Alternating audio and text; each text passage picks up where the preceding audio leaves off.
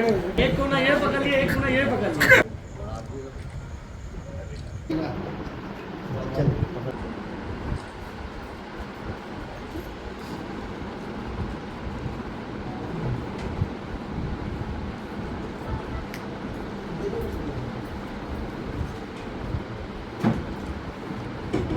कवर्धा आज राजनांदगांव जिला और कवर्धा जिले के प्रवास बताते हैं, उनके भी दुख में हम उनके सहभागी बने। हम लोगों का प्रयास रहा है और आज हम लोग 6 परिवार जो हमारे शोकाकुल परिवार है उन परिवारों से मिलेंगे और उनको सांत्वना देंगे। भाजपा की लगभग 8 महीना हो गया है सरकार बने, लेकिन कैबिनेट का विस्तार नहीं हो पा रहा है, क्या मानते हैं? भारतीय जनता पार्टी में हुआ पो की स्थिति है। बड़ी सोच के साथ छत्तीसगढ़ की जनता ने उनको बिठाया, मगर छत्तीसगढ़ की जो स्थिति है बद से बदतर है। 2 मंत्री पद खाली है, फिर भी नियुक्ति नहीं कर पा रहे हैं। जो सिर फुटवल की नौबत आ गई है, जो उनके सीनियर नेताओं को मंत्री ना बना के नए नवेले जो विधायक है उनको मंत्रिमंडल में बनाया गया है। तो बहुत बुरी स्थिति है भारतीय जनता पार्टी में। आने वाले चुनावों में ये स्थिति देखने को मिलेगा। शहर में वार्डों के परिसीमन को लिए दिक्कतें आ रही हैं।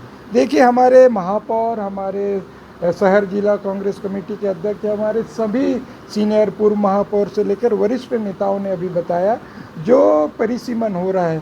भारतीय जनता पार्टी की सरकार अपने हिसाब से अपने जो कैंडिडेटों को फ़ायदा पहुंचाने के लिए इस ढंग से परिसीमन कर रही है।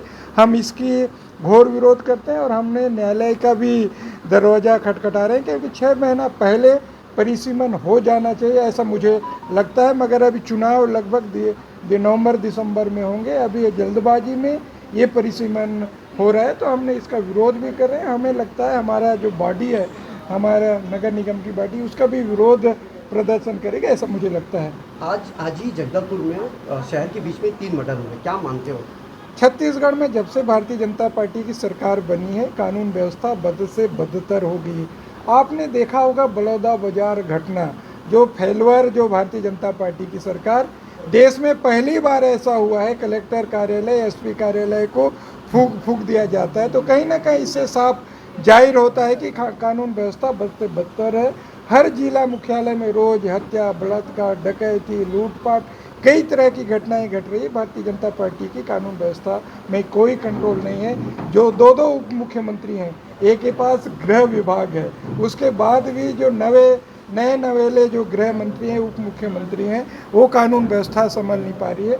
मैं तो कहता हूँ माननीय मुख्यमंत्री जी को, गृह मंत्री जी को इस्तीफा दे देना चाहिए। नैतिकता थोड़ी बहुत बची है तो इस्तीफा दे देना चाहिए। भाजपा जिस मुद्दे को लेकर विधानसभा लोकसभा लड़ी, जैसे क्राइम को लेकर, शराबबंदी को लेकर, आप क्या मानते हो? देखिए, शराबबंदी आपने देखा होगा, आज सबसे ज़्यादा दुखी हैं जो शराब प्रेमी हैं, जो 10 रुपये से लेकर 200 रुपये तक रेट बढ़ गया है। तो कहीं ना कहीं जो शराबबंदी की बात करते थे, आज शराब दुकानें बढ़ा भी रहे हैं और राजस्व बढ़ाने की भी बात करते हैं। तो भारतीय जनता पार्टी का चाल और चरित्र इसमें साफ दिखता है।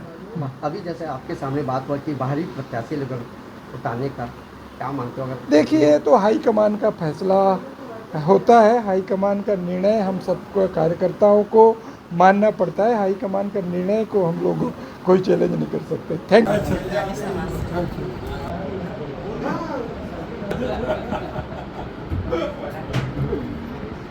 आप तो डायरेक्ट चुनाव में महापौर, अभी फिर से डायरेक्ट होना है। कौन ज़्यादा लड़ने के इच्छुक लोग मैदान में